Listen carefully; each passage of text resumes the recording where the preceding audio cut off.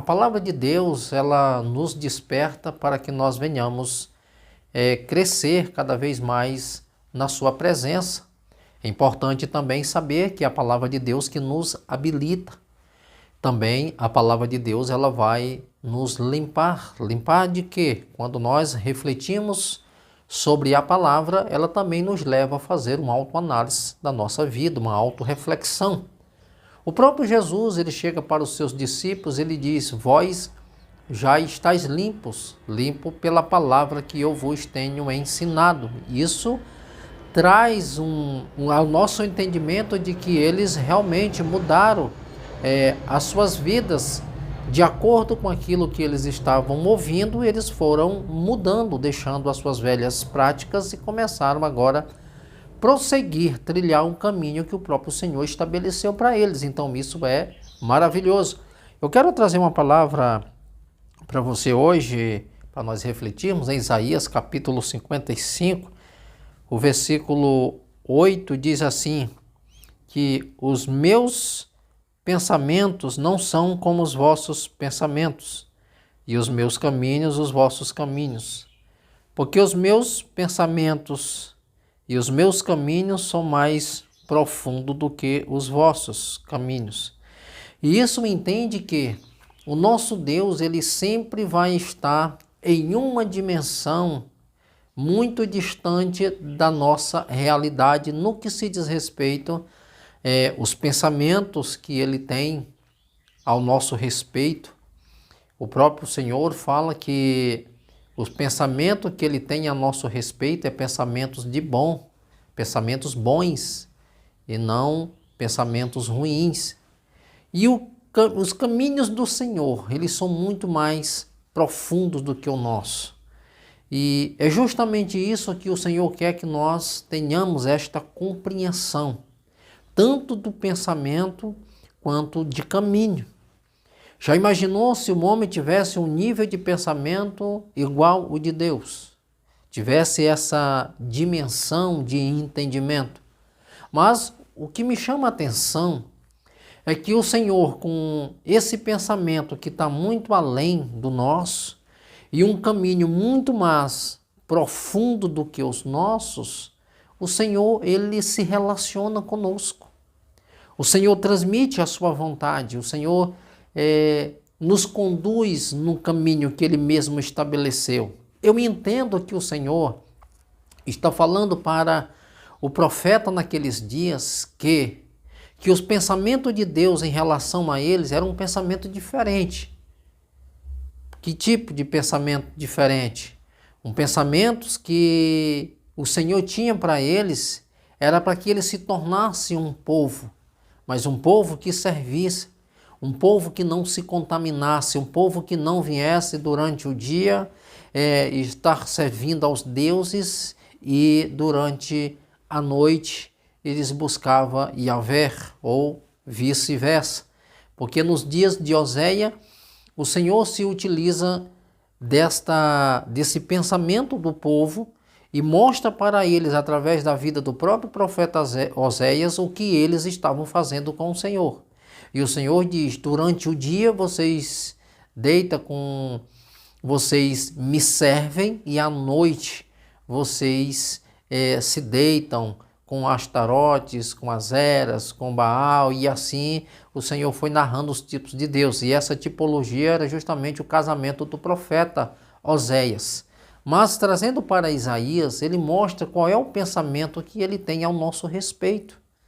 O próprio Jeremias, ele diz que os pensamentos que o Senhor tem ao nosso respeito é pensamentos de fazer o bem e não o mal. E aqui, queridos, eu quero trazer para você algo muito importante que fala dos insondáveis propósitos de Deus. Eu quero mostrar que o pensamento de Deus, ele está muito além do nosso. Porque o caminho que o Senhor, os caminhos do próprio Deus, são mais profundos do que os nossos. Observe uma coisa importante em Isaías, capítulo 43, versículo 13, o próprio Deus mostra uma dimensão e um poder e uma realidade completamente diferente da nossa. Ele diz assim: Antes que houvesse dia, eu sou. Não há quem faça escapar das minhas mãos. Operando eu, quem impedirá? Vocês prestaram atenção que o Senhor está falando de uma realidade que é completamente diferente da nossa? Antes que houvesse dia.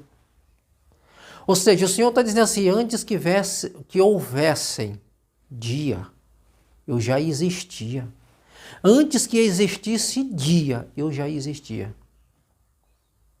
E outra coisa que o Senhor diz, todas as coisas estão no meu controle, porque nada escapa das minhas mãos. Não há quem faça escapar das minhas mãos.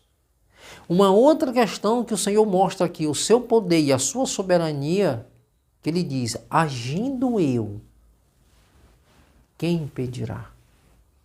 Quem é que pode impedir o agir de Deus? Quem é que pode ir contra a vontade de Deus? Quem é que pode guerrear contra o Senhor e sair dessa batalha vencedor? Ninguém. E é isso que o Senhor está trazendo ao nosso entendimento. Antes que houvesse dia, eu sou. Não há quem faça escapar das minhas mãos. Operando eu, quem impedirá? Ninguém pode impedir o agir do Senhor. E é tão importante que mostra aqui uma coisa muito importante. Onisciência.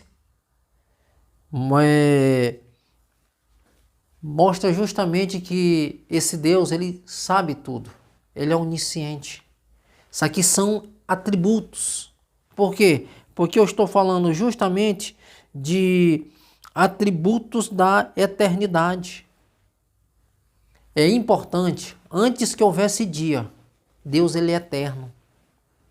É um dos atributos da eternidade. Antes que houvesse dia, eu sou. Um outro atributo que nós observamos aqui é a onisciência de Deus. Segundo os historiadores e muitos pesquisadores e até mesmo teólogos, diz que dentro dessa onisciência existe um outro atributo chamado de presciência. Porque a onisciência de Deus, ele sabe de tudo antecipado. A onisciência, Deus sabe tudo, melhor dizendo. Deus, ele sabe tudo, onisciente, ele sabe. A presciência de Deus, ele diz que Deus sabe de tudo antecipado. Segundo muitos teólogos que defendem essa tese. Onisciência e presciência, Deus sabe tudo antecipado. Por exemplo, o Salmo 139, o verso 3, ele conhece o meu levantar. Ele conhece outra coisa, o meu caminhar. Se que houvesse uma palavra, a minha boca, ele sabe de todas elas. É importante o verso 16, ou seja, o verso 3. Ele está dizendo assim, isso é importante, você conhecer essa onisciência de Deus. Porque o salmista, ele faz uma declaração ao Senhor que ele conhece o meu levantar. O que o salmista está supondo é que ele pode estar deitado, mas o Senhor já conhece o levantar. O Senhor conhece o meu levantar. O Senhor conhece o meu andar, o meu caminhar. Antes que saísse qualquer palavra da minha boca, o Senhor já sabe o que eu vou falar. Observe que o Senhor já sabe. O Senhor nos conhece a tal ponto que Ele conhece até os nossos gestos. É importante que quando você mantém uma relação íntima com uma pessoa de muito tempo, o convívio com aquela pessoa, você sabe como ela pensa, você sabe como ela age, você sabe do que ela gosta. Às vezes a pessoa não precisa nem dizer para você o que é que ela quer. Só em você, às vezes, olhar para a pessoa, através de gestos, você já sabe o que ela quer falar. Ou ela já está expressando um sentimento, ou até mesmo um pensamento através de gesto. Isso é quando você tem uma intimidade com aquela pessoa, um convívio. Então você começa a entender isto. E o verso 16 do Salmo 139 diz: Os teus olhos viram o meu corpo quando eras informes, e todas estas coisas eram notadas no seu livro, dia a dia, quando iam sendo formadas, quando elas não havia. Olha só como esse Deus ele é poderoso. Como o nosso Deus é grandioso. Você já imaginou? Os teus olhos viram quando ainda eras informe, quando eu não era formado ainda. Os olhos do Senhor me viram. Os olhos do Senhor me contemplaram. E à medida que essa pessoa passou a existir, os dias destas pessoas foram contados, foram escritos em um livro. E o salmista diz, dia a dia, quando iam sendo formadas, quando elas não havia. Ou seja, o Senhor vê alguém quando a pessoa ainda era informe. E todos os dias dessa pessoa e os acontecimentos, o Senhor foi notando em um livro. Antes que estas coisas existissem, o Senhor já estava anotando. Então, a gente tem um entendimento de que o nosso caminho, ele já foi escolhido por Deus. Por onde eu vou, aonde eu vou passar, o Senhor, na sua soberania, ele já sabe. É o que o salmista está dizendo. Outra coisa importante, ele fala de uma onipotência de Deus. O Salmo 115, verso 3, o Senhor está no céu e faz tudo o que lhe apraz. O Senhor é onisciente, onipresente, onipotente. Ele sabe, onisciência, ele sabe. Onipresença, ele está em todo lugar. Onipotência, ele pode todas as coisas. E aqui nós estamos falando da onipotência de Deus. E o salmista diz que o Senhor está no céu e ele faz tudo o que lhe apraz. Por quê? Porque ele é onipotente. Ele pode. Aqui derruba toda aquela tese de pessoas acharem que elas podem mandar em Deus. Tem gente que diz assim, eu tive uma particularidade com Deus. Eu tive uma audiência com o Senhor. E levei o Senhor na parede e ele me prometeu que ia fazer isso. Se ele não fizer, ele não é Deus. Quando eu ouço pessoas falar desta forma, vem ao meu entendimento que esta pessoa realmente não conhece Deus. Porque o Deus que eu conheço, ele é soberano. Ele é onipotente. O Deus que eu sirvo, segundo o livro de Jó, ele diz que esse Deus chama os raios pelos nomes. E eles dobram-se diante de Deus e diz, eis-nos aqui, Senhor.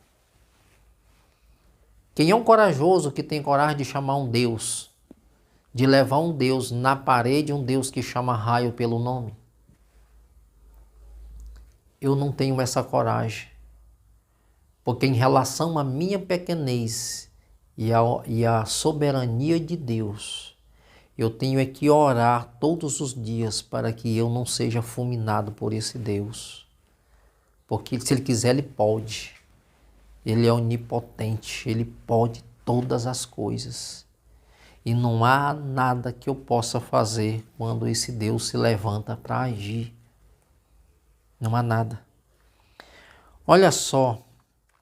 O Salmo 103, o versículo 3, ele fala que os olhos do Senhor procuram os fiéis na terra. É os olhos do Senhor que procura. Olha a grandeza. Olha só, tem uma coisa importante que nessa onipotência de Deus, Ele pode todas as coisas. E quem é que pode abortar um agir de Deus na minha e na sua vida? É você. Quando você deixa de acreditar, quando você deixa de buscar a presença de Deus, quando você deixa de depositar no Senhor a sua confiança, a sua fé, você está abortando um propósito, porque você não acredita.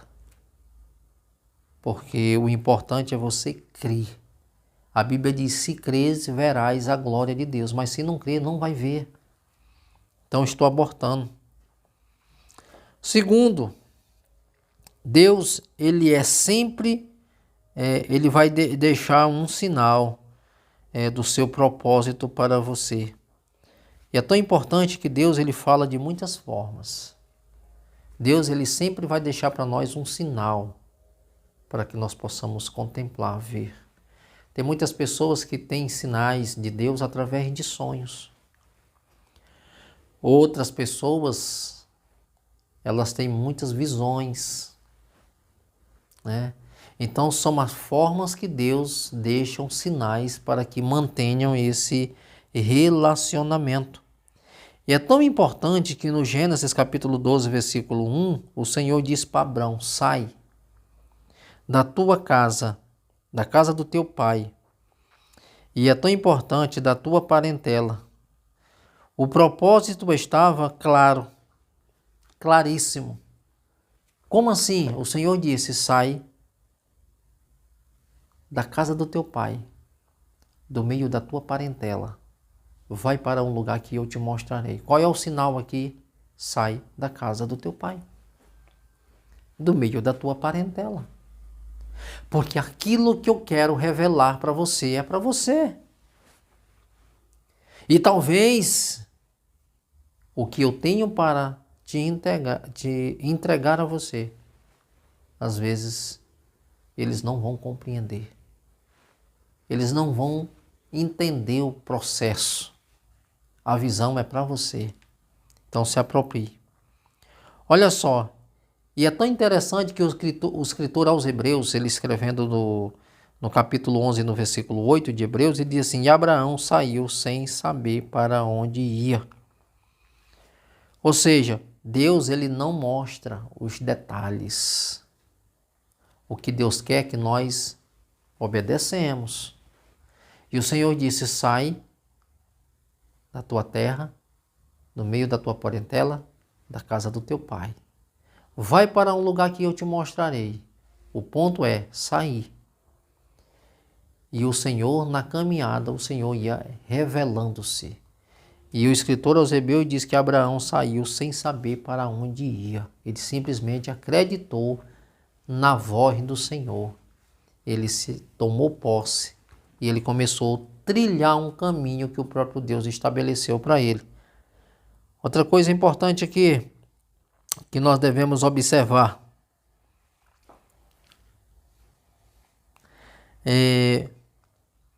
Gênesis 37. Olha só, gente. O que aconteceu aqui é a história de José. José teve sonhos. E sonhos que foi uma das razões pelas quais os irmãos de José ficaram com inveja dele. O sinal que Deus estava com José, Deus deu sonhos a ele. E o processo? O processo Deus não disse.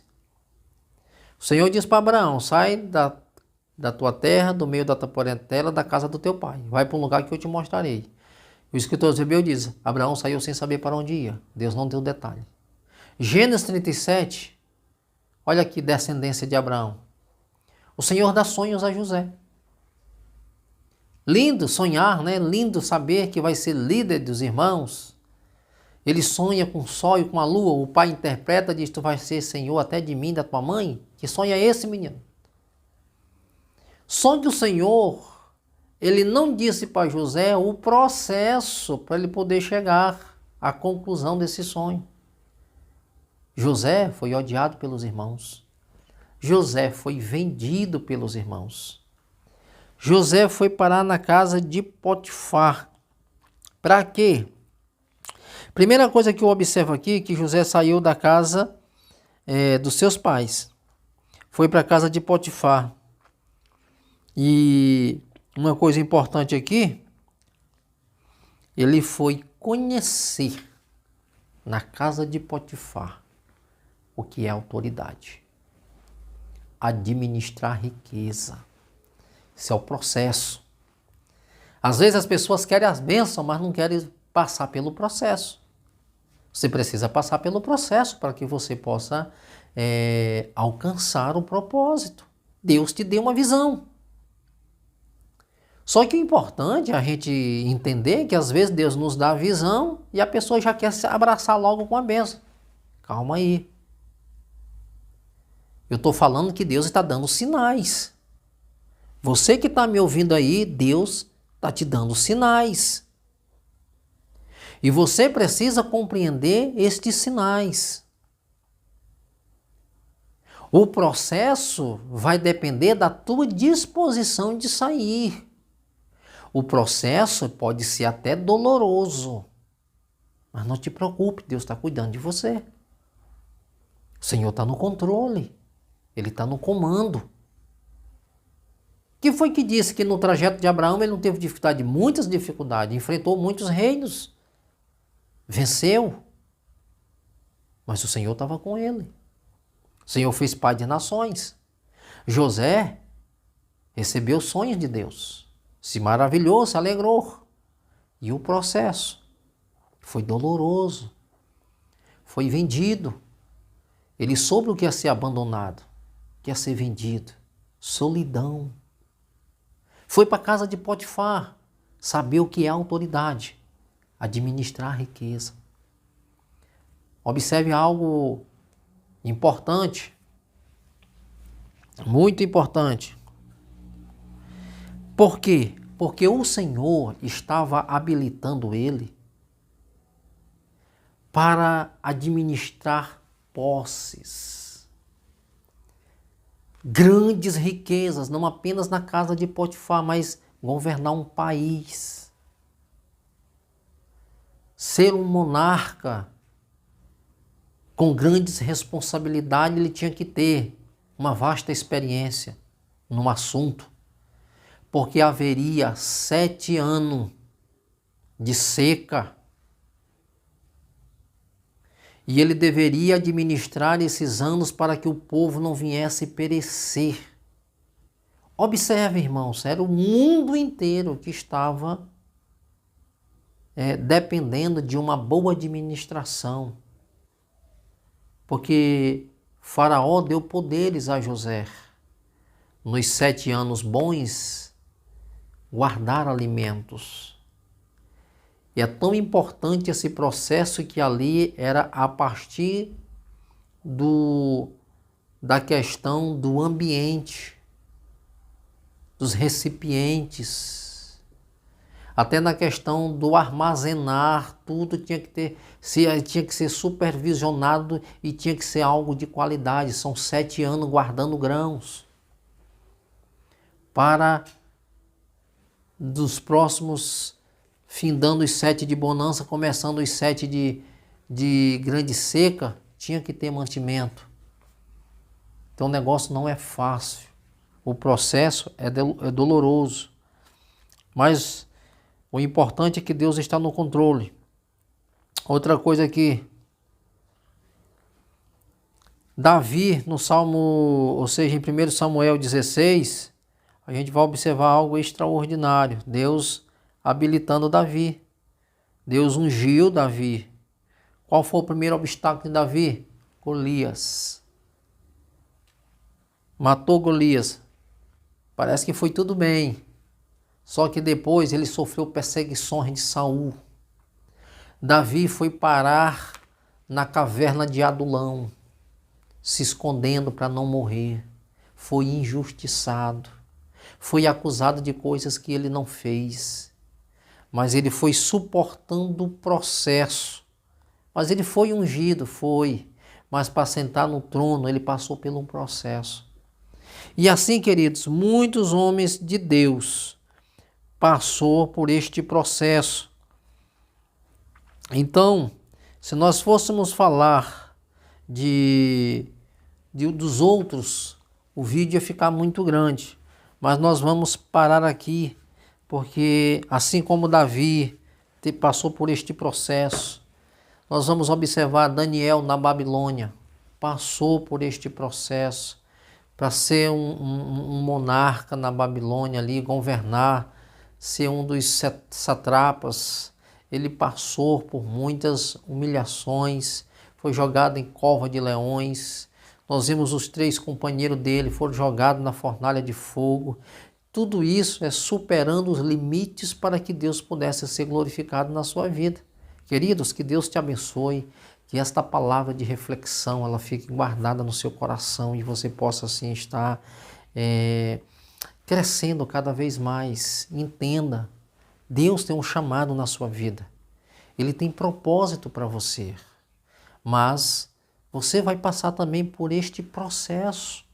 Este processo está te habilitando, vai te aperfeiçoando, você vai crescer, você vai se tornar uma pessoa experiente, maduro e também experimentado no trabalho e até mesmo no sofrimento. Mas o melhor de tudo é que Deus, Ele está com você, tá bom? Que Deus te abençoe. Estarei orando pela sua vida, pela vida de todos os inscritos desse canal, como também pelos membros da página Assembleia de Deus Luz do Mundo, do Grupo Luz do Mundo e no Instagram. Nós estamos em todas as mídias. Você pode nos acessar, que nós estamos em todas as mídias e o objetivo é pregar o Evangelho, levar uma palavra de conforto, de consolo, de salvação, de mudança para todos vocês. Que Deus nos abençoe em nome do